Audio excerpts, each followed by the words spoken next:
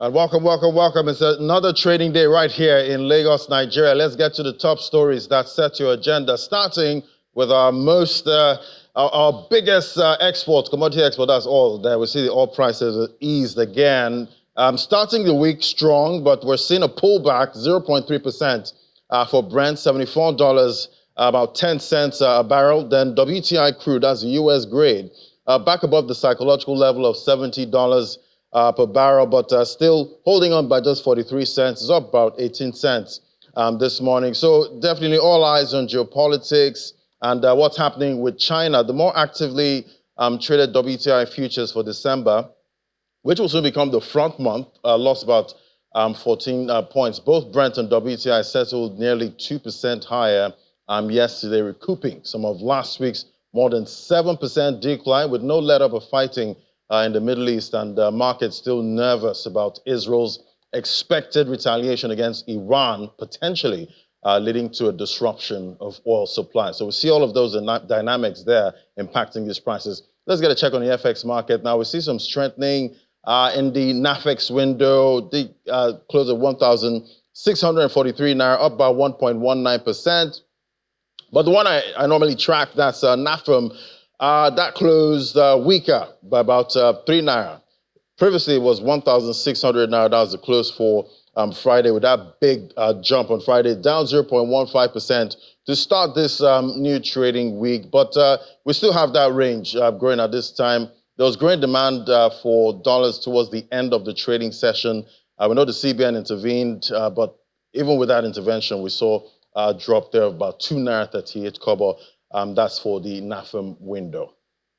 All right, the International Monetary Fund and World Bank annual meetings that began yesterday in Washington, D.C. This year, the Bretton Woods institutions turned 80, and conversations will be hinged on how they can stay relevant and fair in a world that is different from 8 decades ago and has more changes in the face of geopolitical tensions that affect economic decisions.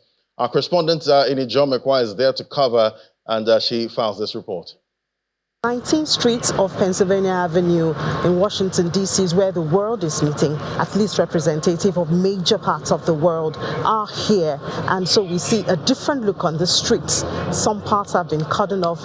Traffic and parking slots have been allocated to guests, staff, and visitors to the 2024 annual meeting of the International Monetary Fund and World Bank.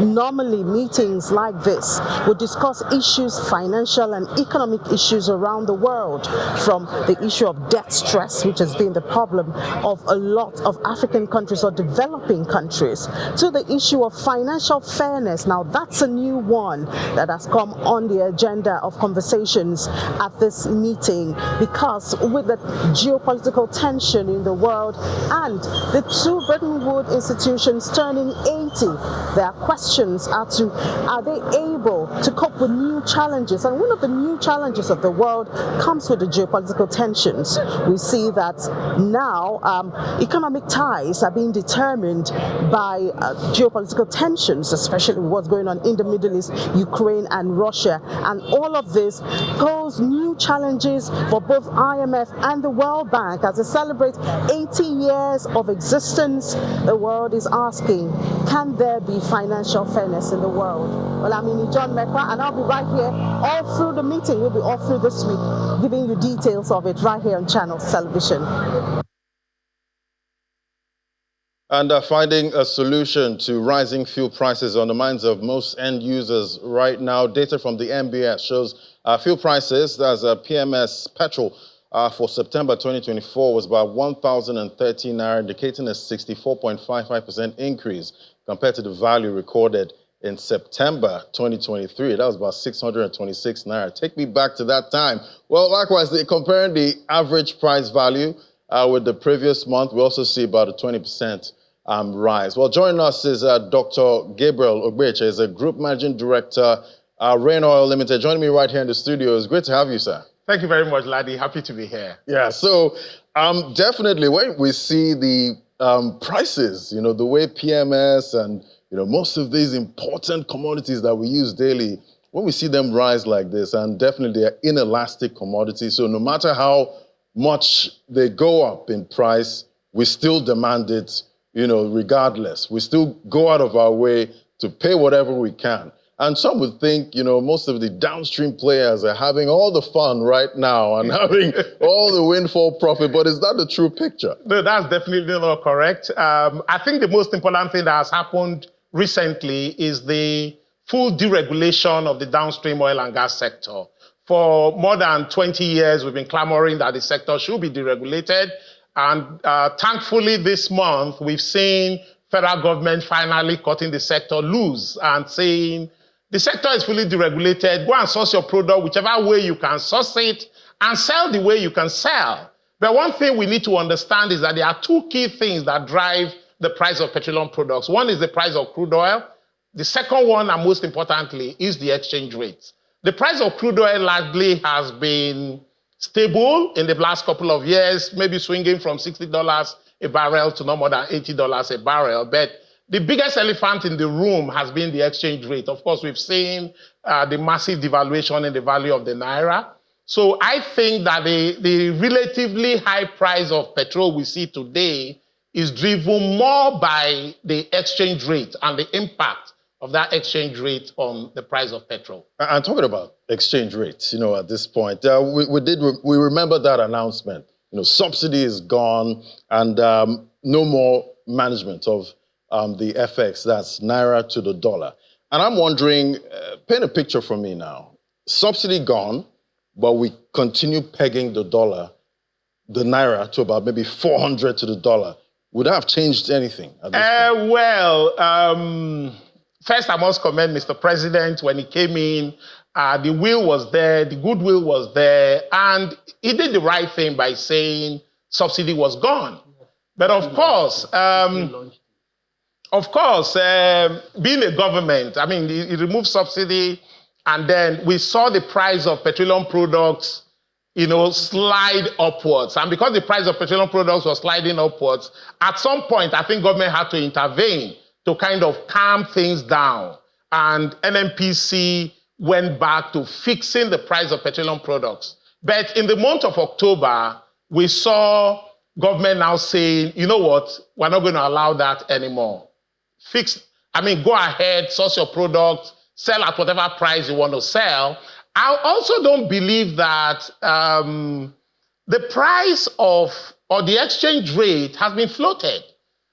Today, every day you go to the market, it's now a willing buyer, willing seller kind of a thing. I don't think, just like you said, I don't think government is interfering in what the even though we see some interventions now and then from the CBA. But just hold that thought. We're going to join a live coverage now. That's for on DSTV. It's Alternatives to Cybercrime, Optimizing Cyber Skills for National Development at the Banquet Hall, Presidential Villa Abuja. But this continues on other platforms. And yeah, we're having a very interesting conversation here.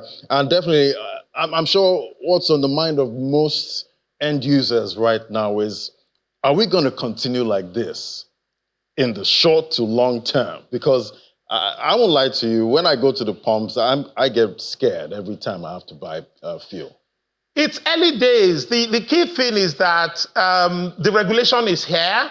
Price of petrol is anything between 1,060 naira per liter towards the coast to maybe 1,300 as you go further up into the country. As long as the price of crude oil keeps changing, as long as the exchange rate keeps changing, the price of petroleum products will continue to change. If we see a massive drop in the price of crude oil, then we expect to see a massive drop in the price of petroleum products. If we see a massive drop or a further devaluation in the exchange rate, of course, that's going to impact the price of petroleum products. So nobody can exactly tell you what's going to happen 6 months from now, what's going to happen 1 year from now. But the most important thing is that Nigerians should be ready to pay a market-determined price of petroleum products. Right, and hopefully at some point that market-determined price goes downward. Hopefully, because we've seen things just keep rising in this country. Like they say, hope is not a strategy. Right. Hope is not a strategy. The key thing is, what should we do? I think that this is a time when we need to drive efficiency. I think this is the time where we need to cut out what I call double handling. If you look at the country, this country, historically, Nigeria is actually wired on the ground in terms of pipelines. We have NNPC pipelines across the country. And you have pipelines, NNPC depots rather, and you have pipelines connecting all these depots. Now, if you look at the major import receptacle of NNPC, which is the Atlas Cove depot in Lagos here, Atlas Cove is connected to the Mosimi depot through pipeline. Mosimi is connected to Ibadan. Ibadan is connected to Ilorin. Mosimi is connected to Lagos Satellite Depot. If you look at the Port Harcourt refinery, you have pipeline running from Port Harcourt refinery to Aba Depot. Pipeline running from Aba Depot to Enugu Depot. Pipeline running from Enugu Depot to Makurdi Depot. The same thing with Kaduna. If you look at Kaduna refinery, you have pipeline running from Kaduna refinery. Kaduna pumps to Kano. Kaduna pumps to Guzo. Kano pumps to Maiduguri. Kaduna pumps to Jos. Jos pumps to Gombe. Gombe pumps to Yola. So the whole country is wired on the ground. We need to make these pipelines to work. We need to be able to get petroleum products from the depot that is closest to the consumer. If we are able to do that and cut out this multiple double handling or this multiple handling and this penchant of carrying trucks all the way from Lagos, all the way to Maiduguri just to deliver 45,000 liters, ramping up costs needlessly. If we are able to move these petroleum products efficiently, at least that is something that will impact the price of the petroleum product. Because, hitherto, because of what I call, the margins were just there. So those margins were not encouraging people to think in an efficient manner of delivering these products to the market. But now that the regulation is fully here, every single naira, every single kobo will count. So we need to find better, efficient ways of moving these products across the country. And talking about, moving the products across the country, we did hear about that sad story in Jigawa with the, the latest tanker explosion. We've had a series of them, in the past. And it's quite sad that, the product that we need so much is also, harming people, when it comes to logistics and all that. What kind of conversation is being had in de-risking, the movement of petrol around the country? Well, it goes back to what I just talked about. We need to, as much as possible. For me, I think it's an aberration. Nigeria is consuming 45 million liters of petrol every day. If you break that down into every single truck of 45,000 liters, that's 1,000 trucks being put on the road every day.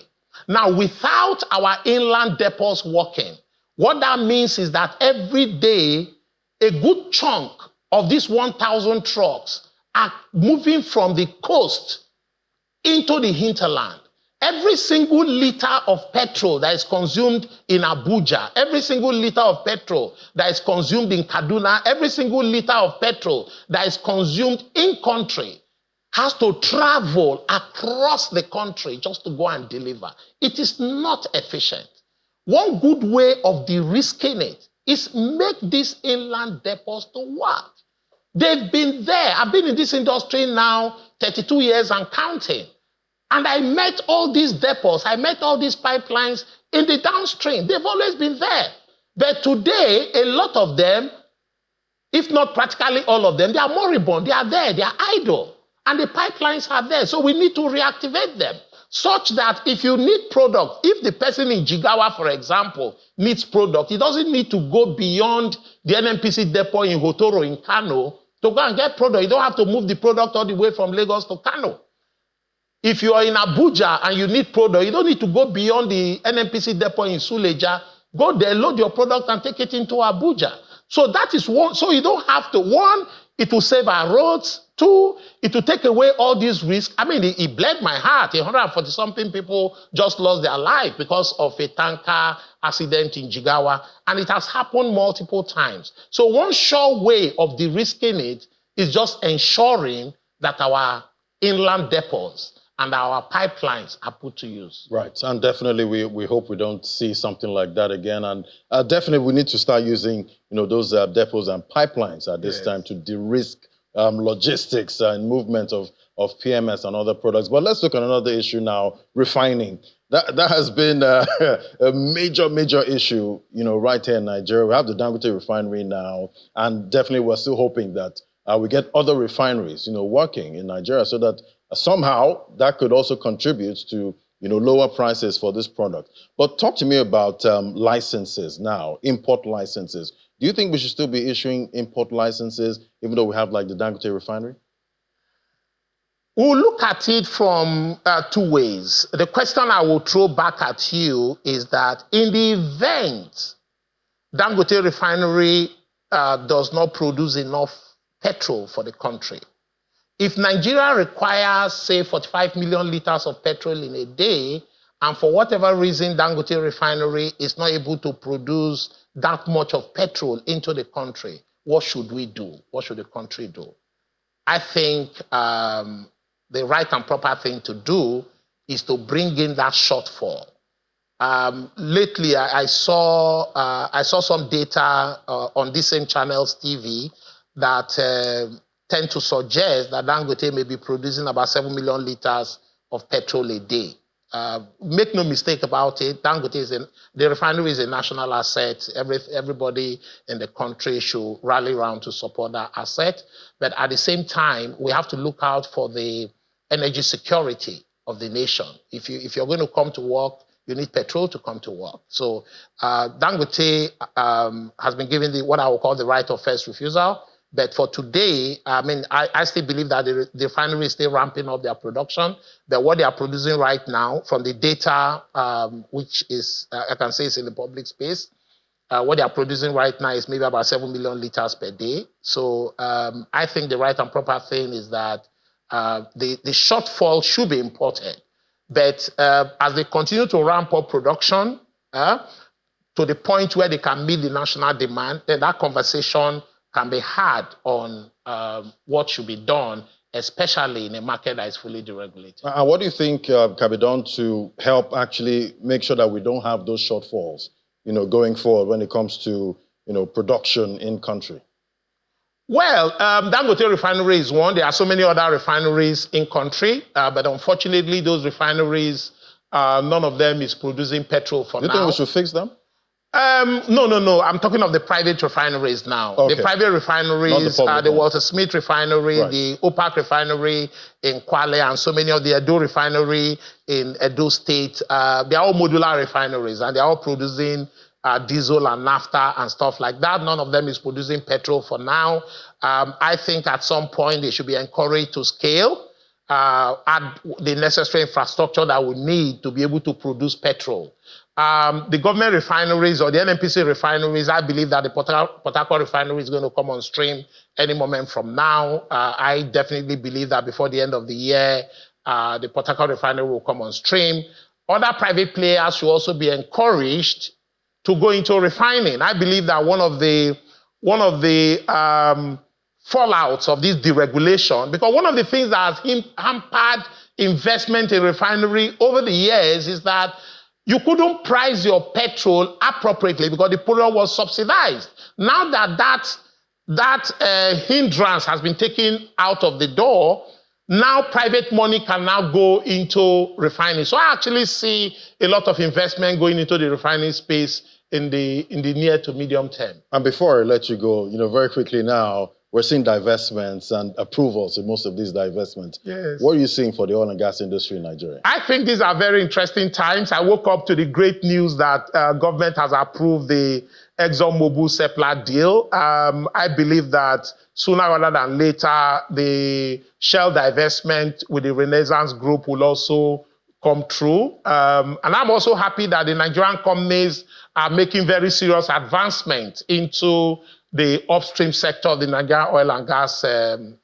economy.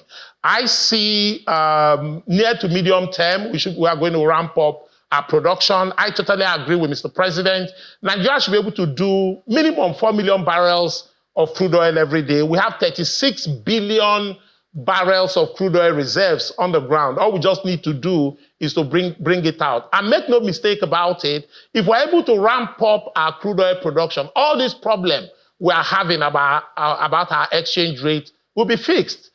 95% of our foreign exchange we get by selling crude oil. So if we are only producing about 1.4 million barrels of crude a day, when we can easily do 2.5 to or 4 million barrels, if I share Mr. President's optimism, you can imagine the kind of effect it's going to have on our exchange rate and on our economy by extension. And definitely we need to strengthen the Naira as much as possible now. Thank you so much, Dr. Gabriel Ogbeche, Group Managing Director, Rain Oil Limited. Thank you very much. Blessing us with your presence. Nice. Thank you. All right, so what next? Commodities market update. Let's see if we can get Halima Adediran now to bring us up to speed with what's happening with commodities. Hello, Halima. Good morning, Nadi. All right, it's great to have you. So we're seeing there's some changes there when it comes to the FX market. Yesterday, for the close, we saw the NAFEM window that closed in the red, just a slight red, but the NAFEX window gained. So what are you seeing playing out in the FX market here? Okay, so year to date, we'll see that the Naira to dollar rate has been declining, that it has been on a free fall. But we'll see that around some couple of weeks ago, we see a stability in the rate.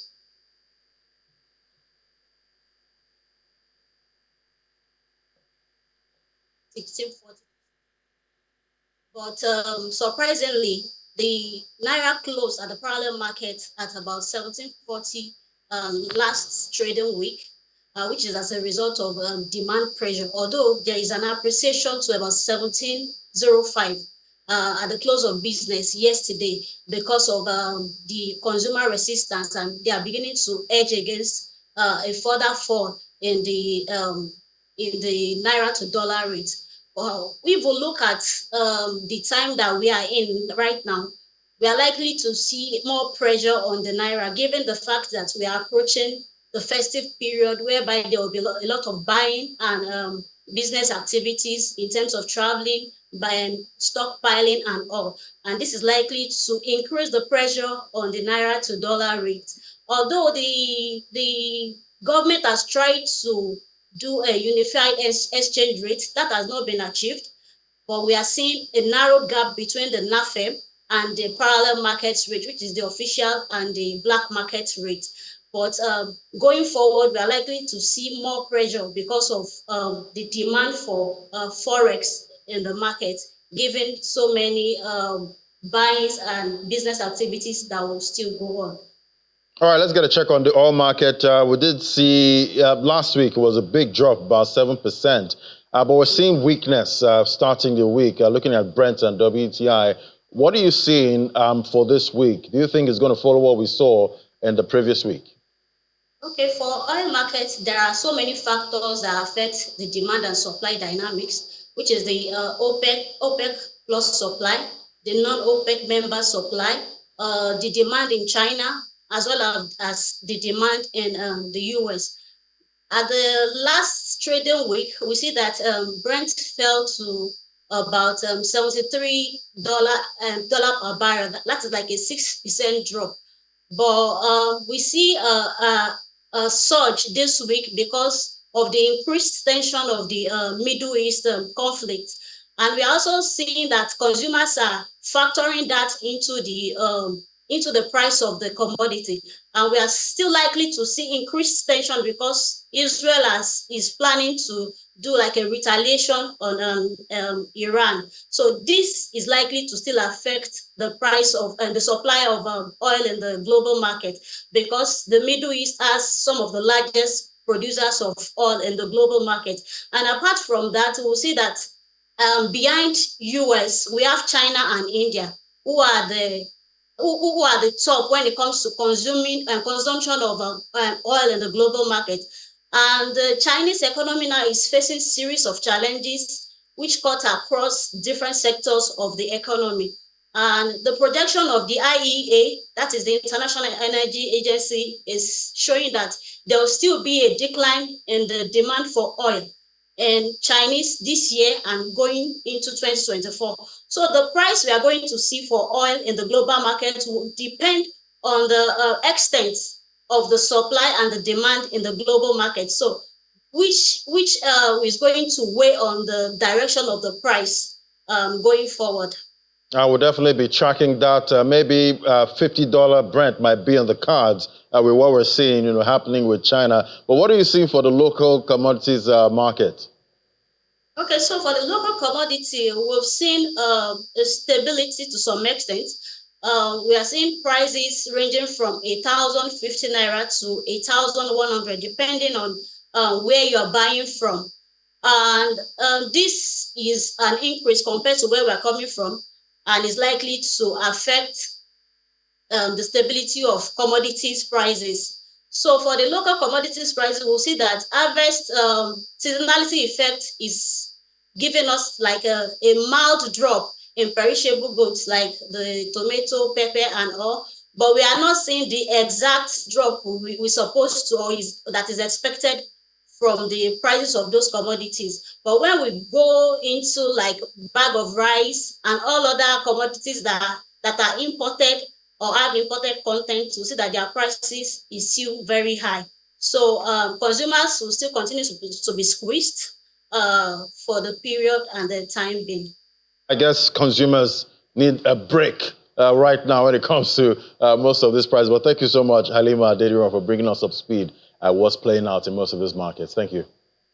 Welcome. Thanks for having me. All right, so it's earnings season. Definitely, most of the companies are reporting their Q3 unaudited results right here in Nigeria. Tier 1 financial services giant UBA released its unaudited third quarter earnings report as at the end of September this year. According to key highlights of the report sent to the Nigerian Exchange Limited, the bank's gross earnings soared by 83.2% against the previous figure recorded last year. It's about 2.39 trillion naira. At the same time, the bank's pre-tax profit jumped by 20.2%. After tax, profit came in higher by 16.9%.